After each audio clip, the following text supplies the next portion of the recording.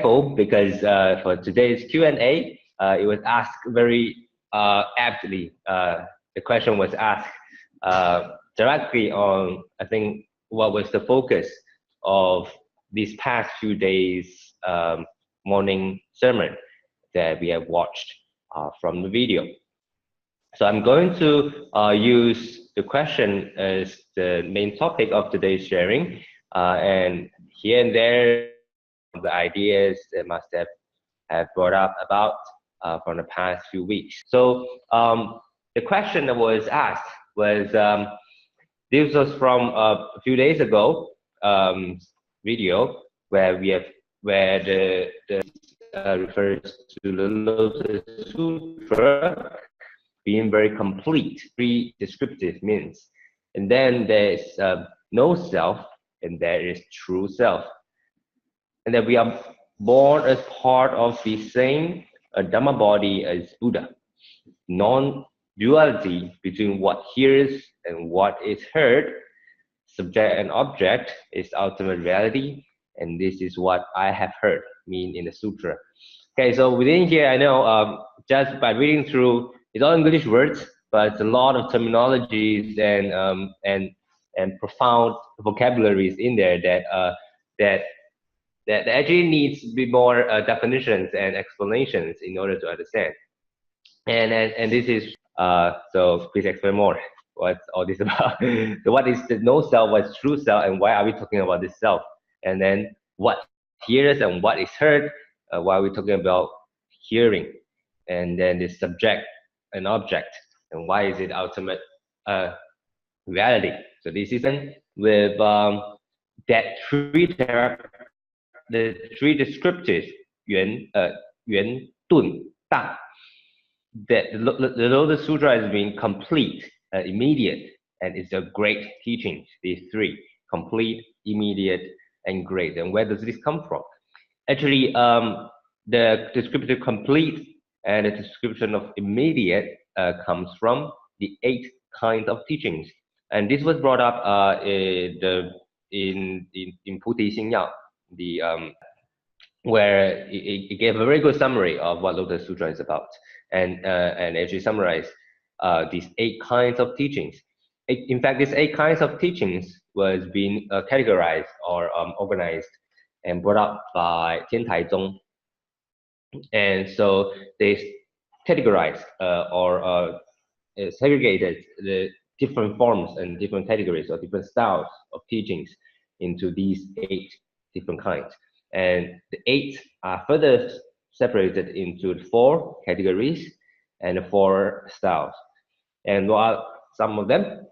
So let's go one by one. So the 4 categories of teaching. So what are these things?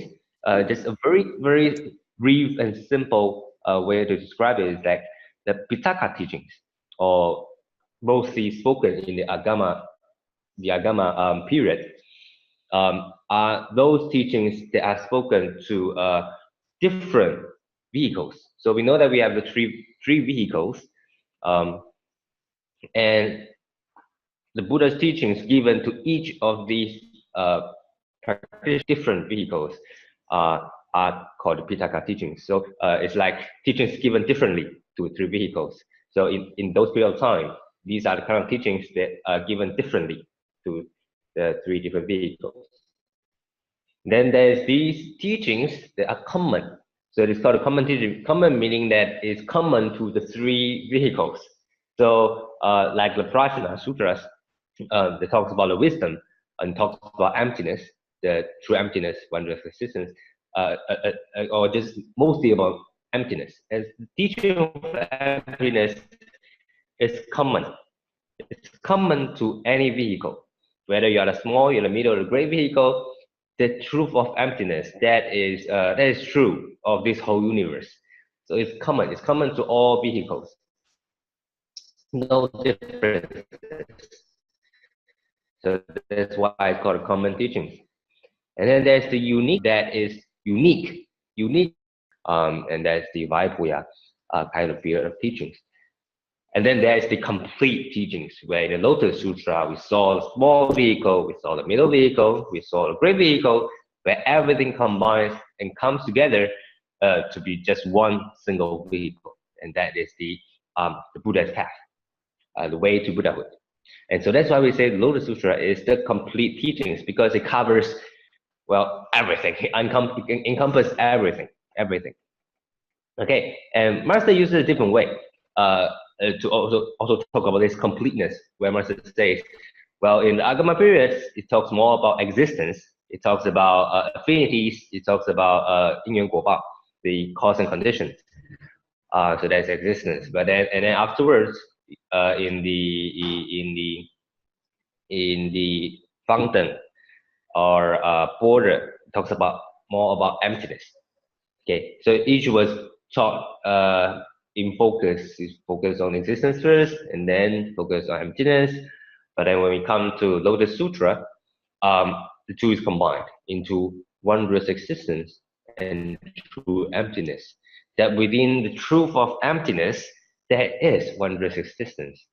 And this world of wondrous existence, that of all different forms, is truth, is true emptiness. So these two becomes one body. You cannot segregate the two of them. Emptiness and existence, they are the same idea, one same complete philosophy of the universe. So that's why, again, the Lotus Sutra is a complete teachings. And so we see how it's complete. And then we go on to the 4 styles of teachings. So what are the 4 different styles that the Buddha teaches? So they are Dun, Jian, Mimi, Budding. And what are these 4? That is this immediate teachings. And we also see that how Lotus Sutra is actually in this very first, very highest level, highest styles of teachings, that is immediate, where the teaching goes directly towards the Buddha's awakening. That it points directly towards Buddha's awakening. It's not going like a sideways to lead you first, to follow your desires, and then like skillful means to lead you first onto the path, and then slowly going back to the Buddha's awakening. No, it doesn't go one round. It goes directly. So that is the Lotus Sutra. The Lotus Sutra points out the actual the true intention of the Buddha. And so that's why it points towards Buddha's awakening directly, and it's called immediate. And then there's the gradual teachings, where there's more like the skillful meanings, skillful teachings, where it leads people in sequence, slowly, step by step, from kindergarten to primary school to secondary school, so on and so forth, gradually, slowly, giving you time, slowly to at the end to realize. So that's another style of teachings. And then there's also the esoteric teachings, where it's mostly focused on chanting the mantras, or a more like this teaching is given only to this person, and only this person will benefit or will know about these teachings, and to others that's a secret. And so there's these kind of teachings too. And then there's also the unfixed teachings, where the teachings are given according to the different beings' capability. And so, and all these teachings, they're all different. There's no fixed way of saying how these teachings should be. So there's also this style of teachings where it's unfixed. There's a lot of different forms to say the same thing, are given to different sentient beings. And so there's the 4 different styles of teachings, and we see how that Lotus Sutra is the immediate teachings. And so that's why Lotus Sutra has been described to be complete, immediate, and great. Great means that it's a great vehicle teachings, not small vehicle teachings. And so that's why it's 3. And so from here, we're going to go forward. Let me go quickly back to this. Let's go back again. So we finished the first sentence. So what is complete, immediate, and great? And then let's go on to further. Why are we talking about the self, and why are we talking about what is here, what hears, and what is heard? Why are we talking about where are we in the sutra? Why are we talking about this topic? So so we're actually here. Such I have heard. And that is the four words that begins every Buddhist sutra. Every Buddhist sutra begins with 如是我闻. And and that was what the Buddha taught, that this is what Buddha had taught, and not just what we anyhow came up with. The Buddha taught that begin every sutra with 如是我闻. And so this is where we want to discuss. So what does this 我闻 means? I heard. I heard. Well, I know English, these two words, we have learned it like in kindergarten, I think. It's two very simple words. And we are going to take about like another, I don't know, it can take hours to explain these two words. Because if you are going to think very deeply into this, it actually encompasses empathy and sympathy. What's the difference between one? And that's the idea of I heard. It's like, I heard you, but I don't understand you. Or kids, and then they didn't really want to hear. And then it's like, yeah, they definitely hear you, but no, they don't want to hear you. Also be talking about like knowledge versus wisdom. What's the difference between knowledge and wisdom? And myself have been talking about it a lot. 转世成智, to transform our knowledge, our consciousness into wisdom. And that's about a lot about when we hear things. Do we just hear the knowledge? Do we just hear the philosophy? Or do we actually feel it already within us? Master says that when we say, such as I heard, she wants, what she hopes is not her one person speaking and then everyone is just listening. No, she wants everyone to be doing together with her, so that we have the same experience, we have the same feeling, we have the same emotions, we have the same realizations, because we have done it already. And then because of the same realizations, so that when Master speaks that wisdom, we realize it, we connect with it, we resonate with that whole wisdom, because we have done it already together. And so there's a lot of topics and ideas we can share about. This is just two simple words, I heard. And from this I heard, these two, the I and the heard, that's where in this stanza, as we see why it discusses about no self and true self, and it discusses about what hears and what is heard. And that is the two things that we're talking about. It's the I and it's the heard, discussed into this stanza. And so let's begin with I. So what does this I mean? Does this I refers to just Ananda, or what is it? So in here, we actually talk about that this I has the truth of this I has these two sides of the coin. That is no self and true self. And no self, we have shared about it a few weeks ago, where we talk about true emptiness. That everything is empty. That there's no consistent self that never disappears. Everything is affinities combined, and so there's this truth of no self. But yet, because we see everything around us, there must be some principle. There must be some something that is there, that makes sure that these things that actually allow all these things to combine and form. And so there must be some true self. That we use this term true self to point toward to 真我. So these two, must say, is like no self is true emptiness, and that's the truth of everything. And then true self is the wondrous existence. The wondrous existence, the existence that is there. And we use many different words to describe these two, like no self, the true emptiness. There's a lot of ideas in it. There's impermanence. There's things comes and goes, 生灭. And then there's this delicate existence. That everything is very delicate, because everything is affinities combined. And so when affinities combine, it forms. When affinities disintegrate, then it disappears. So there's no self, there's no permanent self in there. And then that's the idea of true emptiness. True emptiness, and there's no self.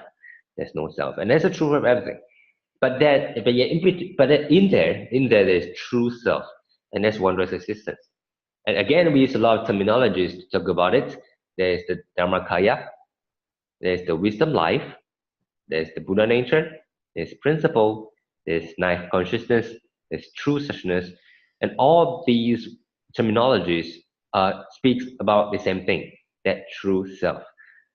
And in fact, these few days, Master has been using a very awesome analogy that is be a PET. Master has been describing like because she went to many different recycling stations, and then all our recycling bodhisattvas, the elderly volunteers, they actually make a very complete encyclopedia of all the different forms of plastics, and then there's all different pages. This is PP, this is PE, this is HDPE, this is PET, and then there's all the different in different pages. So they were actually teaching master how do you differentiate between these, um, and let's look on it, especially these three kinds: PET, PE, and PP. Well, these PET we know very that's our plastic bottles, and there's polyethylene, terephthalate, that's PET in short form. That's our plastic bottle. That's the purest form of plastics. It has most uses. It has most uses, and that's the category 1 of the plastic. And then category 2 of plastics is the high density polyethylene. That, and then also the PP, there's the category 5 polypropylene. And what are these? These actually made into our caps, the caps of the plastic bottles. And so that is why we see our volunteers going through all the hassles to segregate the bottle and the cap and the ring, because they are different materials. And so yeah, you actually go on to the news of normal media that this 92 years old Tzu Chi volunteer is like an instant kill of the bottle cap. Okay? She does very quickly, 1 second, one bottle kind of speed, and it actually goes on to the top news. It's very interesting. And but Master says from these idea that we be a PET, don't be PP or PE, because we make PET into our blanket, but when the material PET is mixed with just a tiny bit of PP or PE, this impurity will make the fabric unable, will make the plastic unable to be kneaded into the threads, and then the thread will easily break in between. And such idea, Master says that in the same way, let's not bring personal grudges into the Bodhisattva's work. And here in Tzu Chi, it's a Bodhisattva's work, it's a Bodhisattva's organization, it's a Bodhisattva's group. And within here, let's not bring our personal grudges into here, because these personal grudges, these personal, no, I like you, I dislike you, or these outside world kind of company style kind of interaction between people, that does not work over here in the Bodhisattva's work. Keep it pure like PET. Don't bring in PP or PE into this, our these personal habitual tendencies, our emotions, our grudges with people. Don't bring that in. So keep these works pure. Keep our mind very pure like PET, so that we can be made into very useful things. Yeah. So and that's how Master brought it, and that's the whole idea of actually coming back to the true self. That everyone, we all have that very pure self. When we clean off the defilements, that's like cleaning our PET bottles. So that's why our recycle volunteers getting all the troubles to just clean the bottles and then remove all the different materials, so that we have very clean and pure PET materials. And we all have that very the deep down true self that is in there. That once we remove all the defilements, when we remove all the habitual tendencies, when we remove all the unwholesome thoughts, we get into that, the PET in there. and there will be no more impurities, the PP or PE. And that's the true self that is always there. And gotta believe in that we all have. And so when we talk about no self and true self, and that we are born as part of the same Dharmakaya as the Buddha. 生佛同一法身. Actually, in another way to explain this phrase, 生佛同一法身, is that 众生 and 佛, 众生, all sentient beings, and Buddha is the same body, is the same Dharmakaya. And that is this true self. This true self is the same. My true self, your true self, which in fact is one whole body, was one same thing. And from this same principle, this same Dharmakaya, forms all different sentient beings in all different forms. And so, in fact, deep down, we are one single body. And we can understand this, science is based on this one single principle. And we can see how everything is really from that same principle. And so we can really see how everything is from that true self, from the true wisdom, from the one complete philosophy. And Ananda listens to Buddha's teachings from this point of view, from point of view of a true self, from this same footings together with Buddha. It's just like when we speak something to someone else, we got to be at the same footing. We got to have the same experiences. If not, many a times we speak and we share our experiences, like we share our Tzu Chi experiences to someone else that is not in Tzu Chi, have never done volunteer before. We always feel like the frequency doesn't match, and the conversation just couldn't continue too long. And yes, and they feel the same thing too, that when they talk other things with us, we feel that the frequency doesn't really match, and really because we are not speaking on the same footing. We're not speaking from the same true self, the same things that matches. And so that's what we share. When we share to people, we don't just share the work. We share that because we believe that everyone has love, and that love is true in everyone's heart. And so when we share that love from Tzu Chi's work, linking back to that love, or the universal love to everyone, how there's disasters outside, out there, and then how we go in to help. And these will resonate with that true self of everyone. Everyone will have that true self.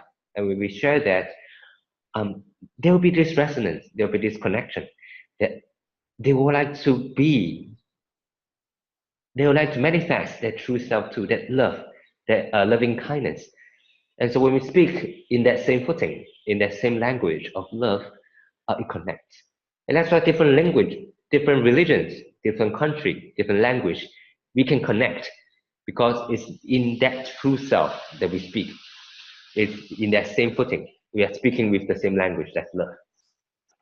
And so that's the I. This I is a very big I that encompasses everyone. And then there's also, and then we go on to what hears and what is heard. So how do we hear?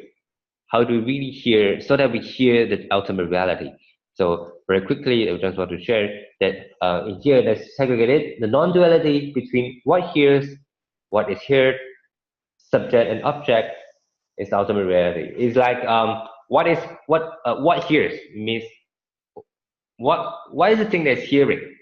That is us, the person that's hearing, the person that is able to hear. That's 能闻, the person that has the ability to hear. So we all have the ability to hear. We have ears, we are able to feel. Even when we cannot hear, we can experience what people are trying to say. And then there's what is heard. That is the sound that comes, and then we hear it. Or the Dharma that is spoken, and we hear it. So these two, when it's non-duality, that means when it's the same. That means what we hear and the person itself is the same thing. That's ultimate reality. Which means what is heard equals to what is said. And that's easy to understand because it's like when someone says something and then I hear it, I'm able to repeat what he's trying to say. In fact, I can even repeat it in a different way. and then he will agree that yes, yes, this is what it means. So that's when what is said and what is heard is equal. I hear the same thing. It's not like I say something and then when I try to repeat it, and he goes like, no, that's not what I mean. And no, there's then there will be discrepancies. What's heard and what's said, when it's equal, that's true understanding, and that's easy to understand. And the next level is when who that heard and what was heard is the same. That means, let's see. That means when like Master says, when we say what we do what we preach, we actually manifest the whole idea, the Dharma itself. So that's why, like when we listen, we contemplate, and we practice, we actually becomes what we listen. We become what we listen, meaning that we hear Dharma, and we let the Dharma enter our heart. We practice it so that our whole body, our whole disposition becomes the Dharma, and so I becomes equal to the Dharma. So Buddha speaks the Dharma, but if down here we are just voice hearers, we just listen to it and we enjoy it, and we clap our hands and oh, it's very awesome. But we didn't become the Dharma. We didn't live out the Dharma. If we didn't live out the Dharma, then I, the person, and the Dharma it becomes two different things. That Buddha speaks his own words, and then I still do my own things. Then the two things are different. But Buddha hopes that the person, the people hearing, and the Dharma that is speaking, becomes one single thing. That it's the same. And that's what Master means. When Master bring us to do together, Master wants us to become her, not just like her, to become her, to become the same. That so Buddha's heart is our heart. Master's mission is our mission. Is in the same idea. It's that we become the same, in the same footing. We listen to the Dharma from that true self, from the same footing, from together with Master. And only when we are in this same footing can we really understand what Master is saying. Can we really match? Can we really resonate with what Master is saying? That's when I equals to the Dharma. When these two is the same. And in fact, in many a time, when we speak with different people, it's in this way. So instead of, like nowadays, I also try to remind myself that when people try to speak something to me, I don't think about how I'm going to answer. Sorry. I don't think about how I'm going to answer it. Instead, I think about how I can put what I hear in a different way, to try to match what he's trying to say. I think about how he's thinking, how does that experience? How does it feel like? Like for example, when we speak, you goes like person A will say like, hey, and if I reply by saying that, I think you should and no, I think since the aphorism says and it's like we immediately goes to what we want to say, wanted to tell to the person, then A will go like and then the conversation just ends there. Many a time before I met this a lot in this situation, because I go very quickly to think about the resolutions without understanding what the person is trying to say first. And so I began to go further to change and to think like when people say, hey, and I'll say that, yeah, I got what you mean. And it's like and A will be like, yes, this is what I mean, and it goes on and go on. And so actually, so when that happens, I know that I actually understood what he's trying to say. And this is this disregards whether I agree with what the person is saying or not. But at least I understand where he comes from. I understand what he's trying to say. And although I may not agree, but I understand first. I understand what he's saying, and then later and maybe I say that, yeah, I know what you mean, and this is how I think about it, and this is how I will think about it, and think. So I'll share my way of thinking, and then from there we will discuss. So understand first. But of course, there'll be situations where, hey, da da da da da, and yeah, I go to mean. It's like da da da da da, and the grade A goes like, no, not really. That's not what I mean. It's like, no, no. So he try to explain again in a different way. They'll be like, oh, so is it like no no no no no, and A will be like, yeah, that's what it is. So sometimes it goes like this, where there'll be um, uh, he say something and I try to use my own way to say it again, and if it doesn't match, then he'll say it another time to explain himself, and I'll go closer to what he's trying to say. In fact, this happened in the Lotus Sutra too. Like in chapter 3, there was the parable of burning house that was spoken by the Buddha. The Buddha spoke of the parable of burning house. That this whole universe is like a burning house. That if sentient beings, we are like these kids playing in a burning house and not realizing, playing fire, not realizing how dangerous it is, and how the Buddha uses the 3 vehicles to lead the kids out of house. So Buddha spoke of this parable, and then there's this, and there is the four disciples, the 4 main disciples of the Buddha replies that, oh, we now understood what the Buddha is trying to say, and they reply with another parable, and that's the parable of poor son.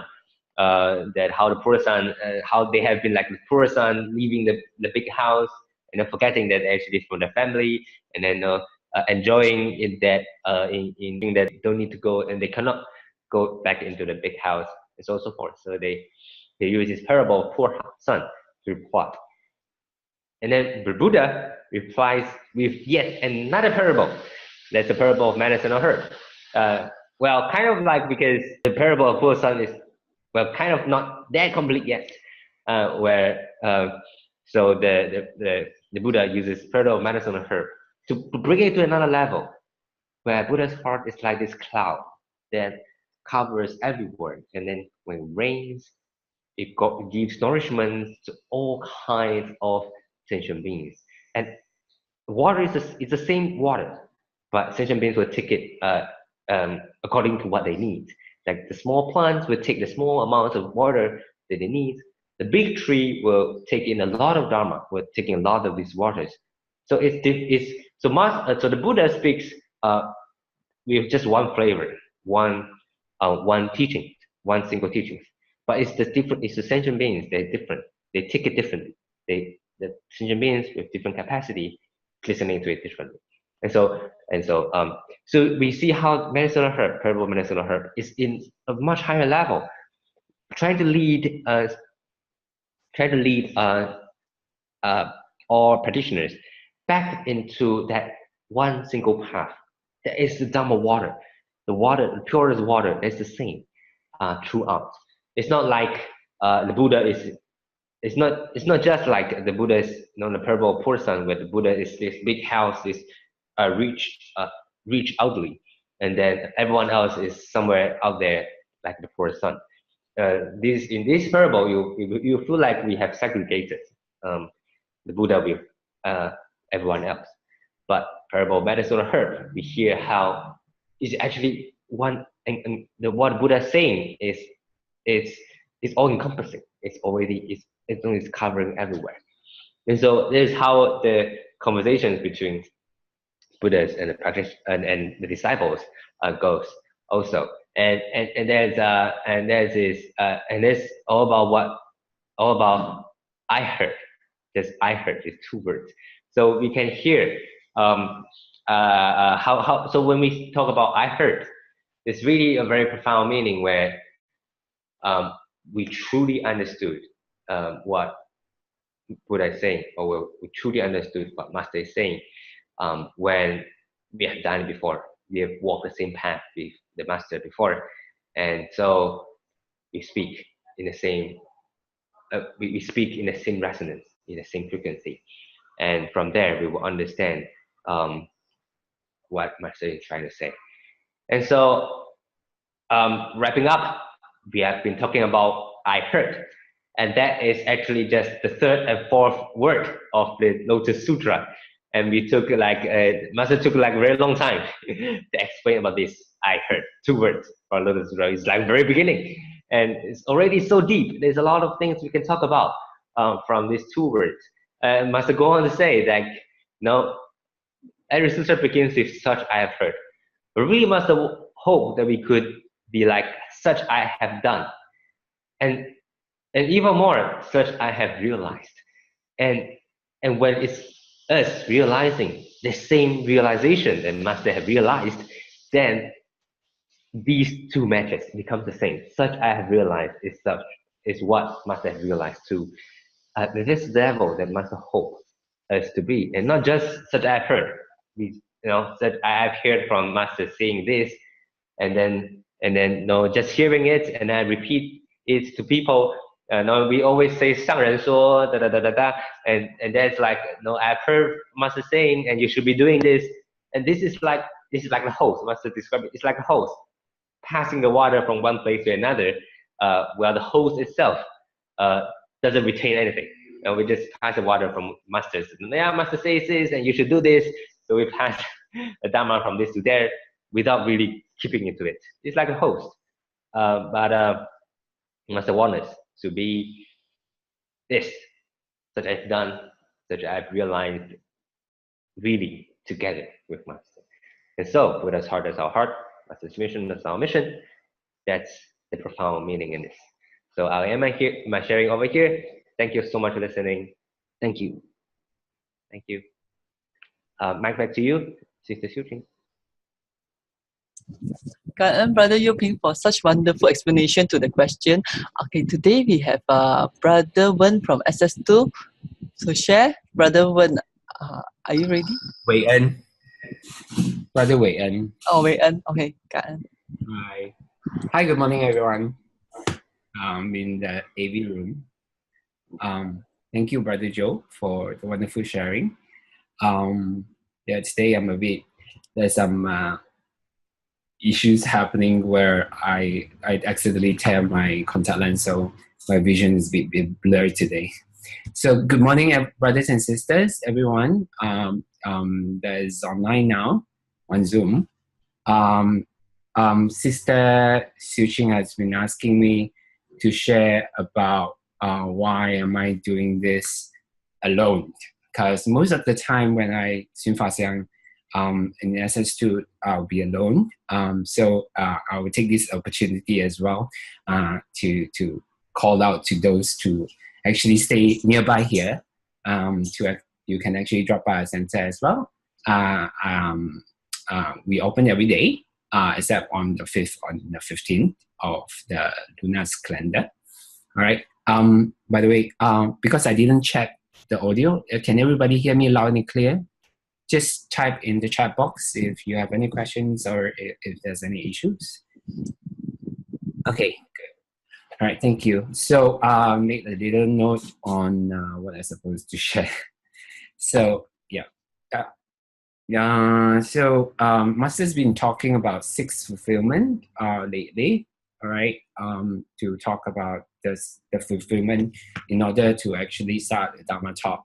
So there are a few things like the right time, we need to have the listener, the speaker, the space, and also the audience and all that.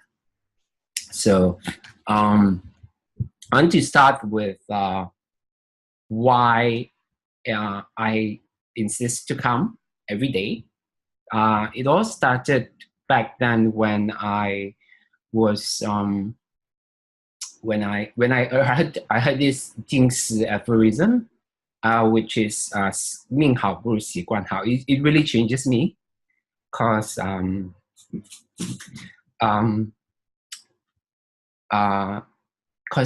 I think this particular phrase means habitual behavior is better than good life. Good habitual better. Good habit is better than good life. So therefore, I think I need to change my habit to wake up early in the morning. Also, Master lately, I think yesterday when we heard the replay, she mentioned about this is the best time that we can learn from Dharma. Learn Dharma as in she can focus on speaking and the listener can focus on listening. So because before all the activity starts, so I would like to start my day with Xun Fa Xiang as such as well. So even though some brothers and sisters might think, oh, it's just a replay, you don't really need to come to the center, and you can actually watch YouTube, the replay anytime, any way that you want. But I still want to make it a habit, even though I'm doing alone, but I still want to do it. So therefore, I can wake up early in the morning. Otherwise, if I skip one time, for sure I will skip the next time. So I don't want to do that. I just want to change my habit.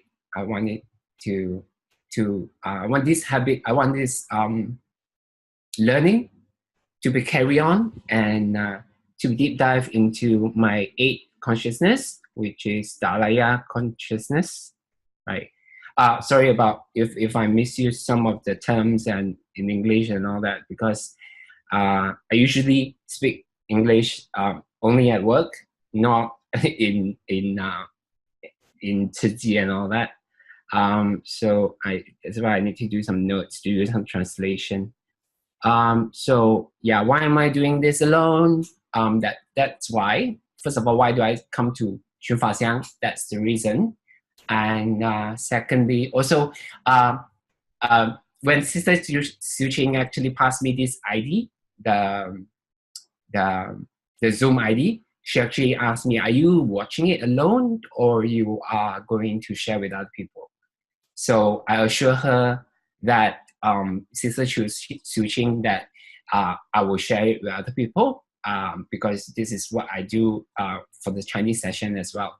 So so I open up, even though there's nobody here. There are sometimes when I'm lucky, there are some brothers and sisters who happen to be nearby from other states or other area. They will drop by, they will ring the bell, then I will go down and open the door for them. So I don't want all these brothers and sisters to miss a chance to listen to Master's teaching.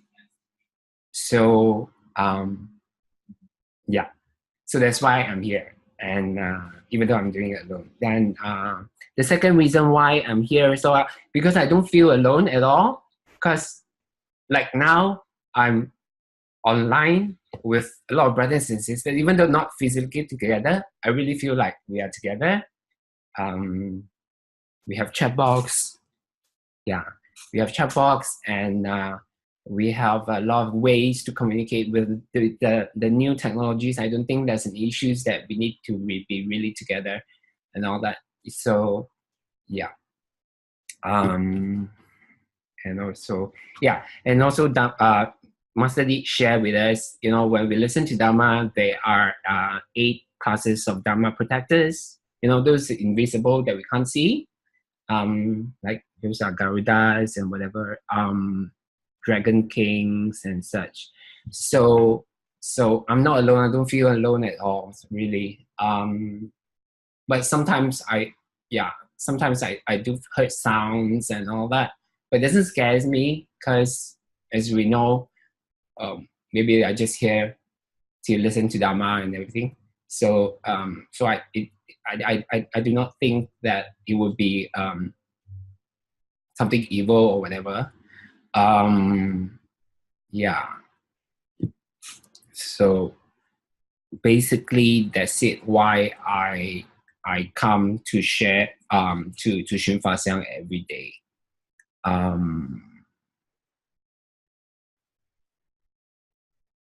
Yeah. Basically, I've actually mentioned everything.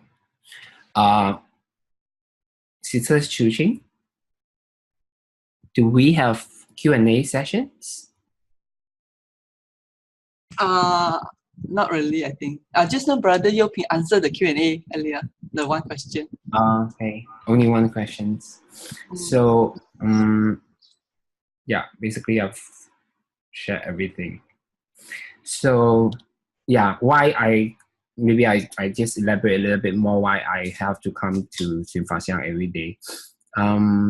Because to understand the whole sutra, it's a bit challenging, because every time we come, or like every sessions that we attend, we will understand something very differently,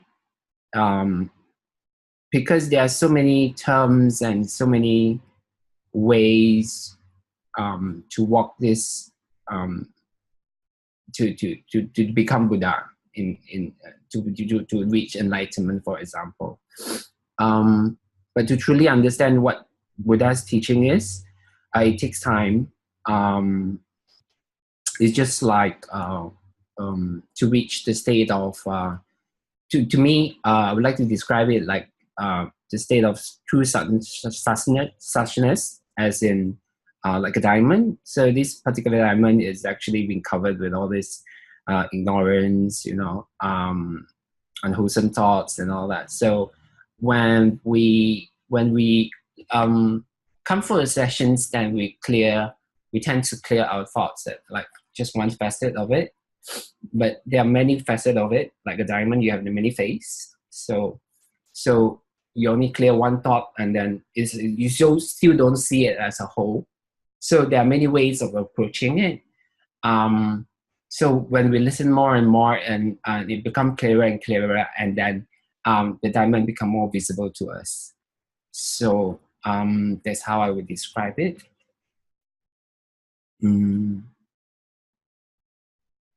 Yeah.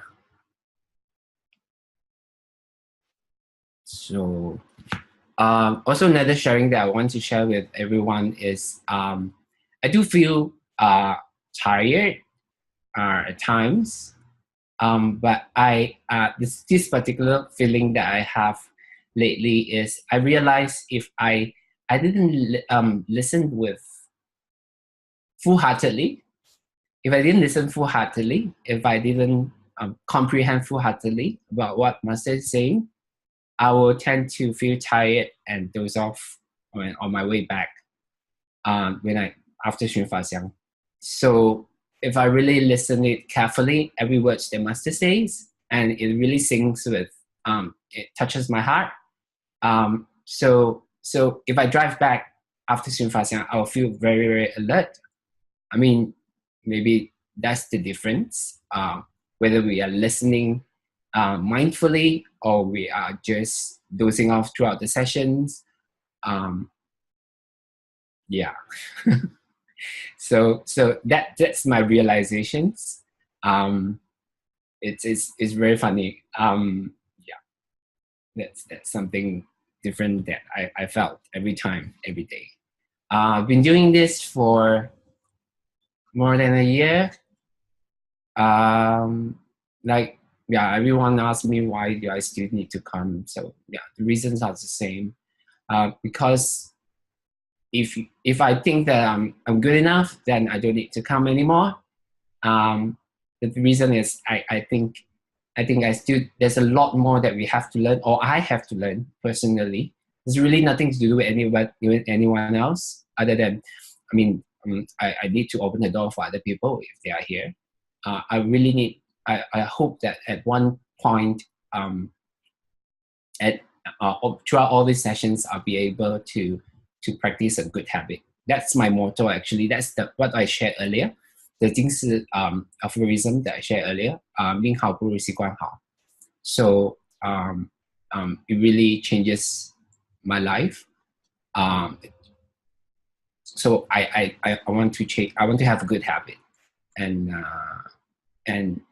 everyone feels the difference. Everyone tell me that even my colleague, people around me, 师姐 and 师兄, brothers and sisters, they will tell me, "Oh, you are so different now." I don't feel what's the difference, but I guess it's from Xun Fa Xiang that I will behave differently, because when we comprehend, like what Brother Yuping have actually shared earlier, when we understand, when we comprehend, it really touches our heart.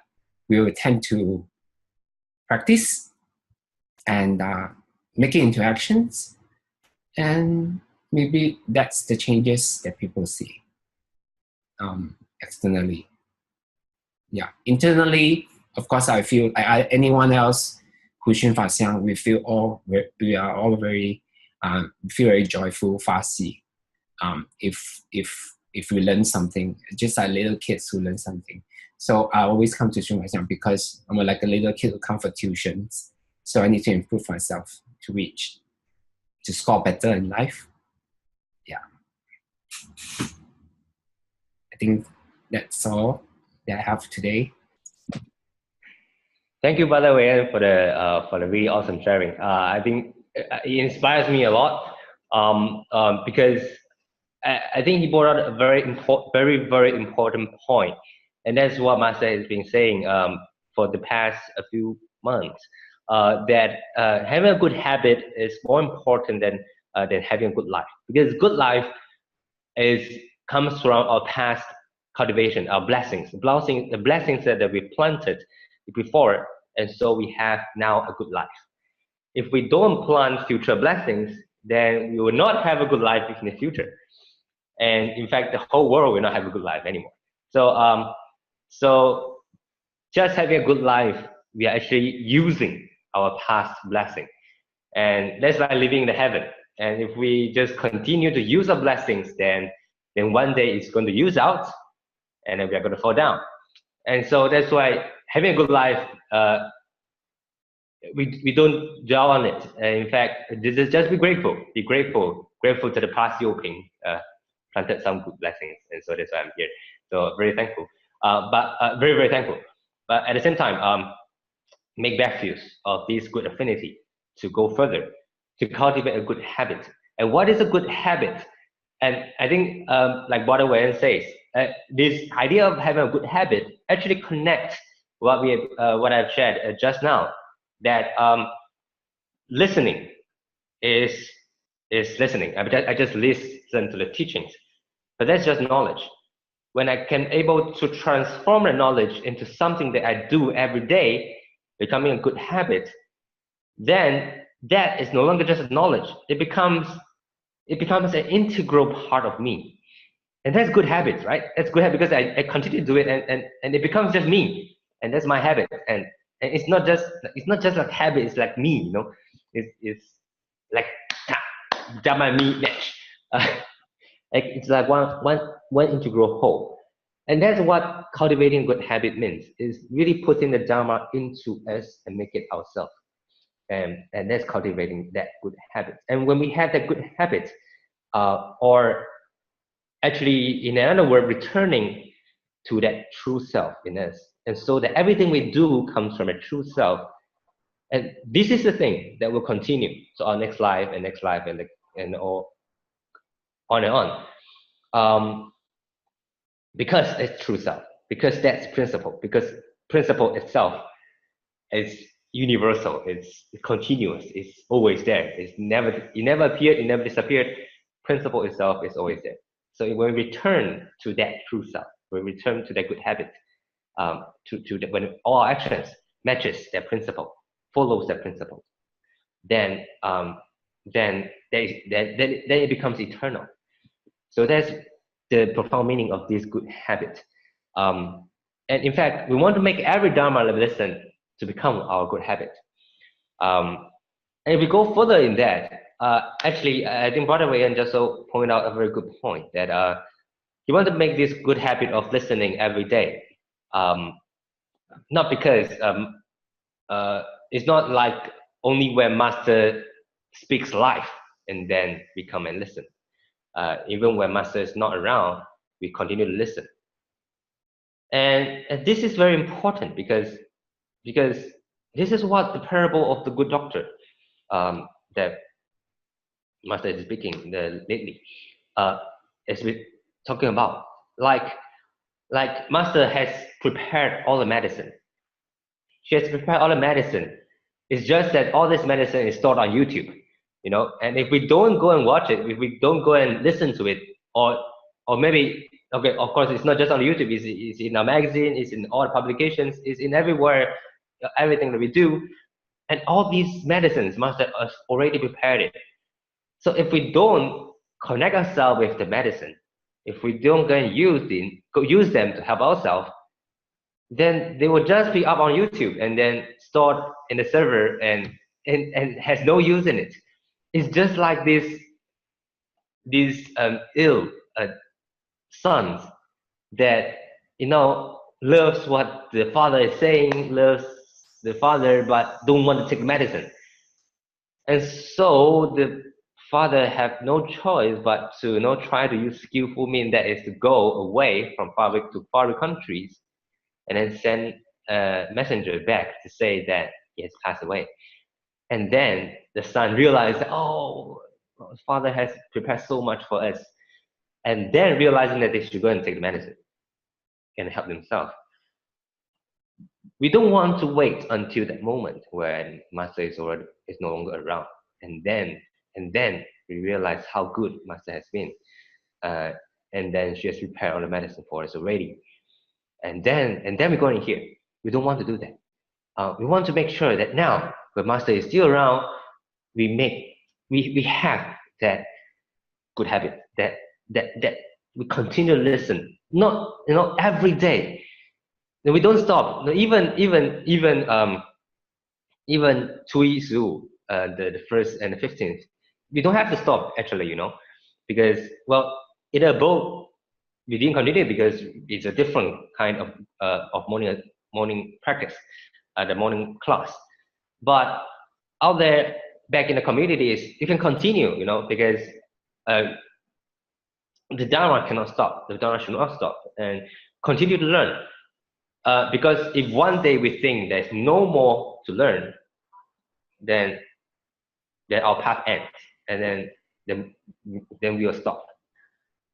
But actually, there's infinite Dharma out there. That's the infinite door. There's infinite Dharma door. The Sutra Infinite Meaning. That's what the Sutra Infinite Meaning is all about. Because there's infinite sentient beings out there. So there's infinite things to learn. So actually, there's no ending to this learning path. Continue to walk the Bodhisattva path. And this Bodhisattva path have no ends too. Just continue on it. And when we continue forever, I think that's Buddhahood, actually. So this it really is, the whole thing is about continuation. It's about 长时修, 无余修, that you practice long time, no non-stop, complete. Everything connects together. And summarize it simply, that's what Buddha would say: cultivate a good habit and continue in it. And I think that's really spoken very well.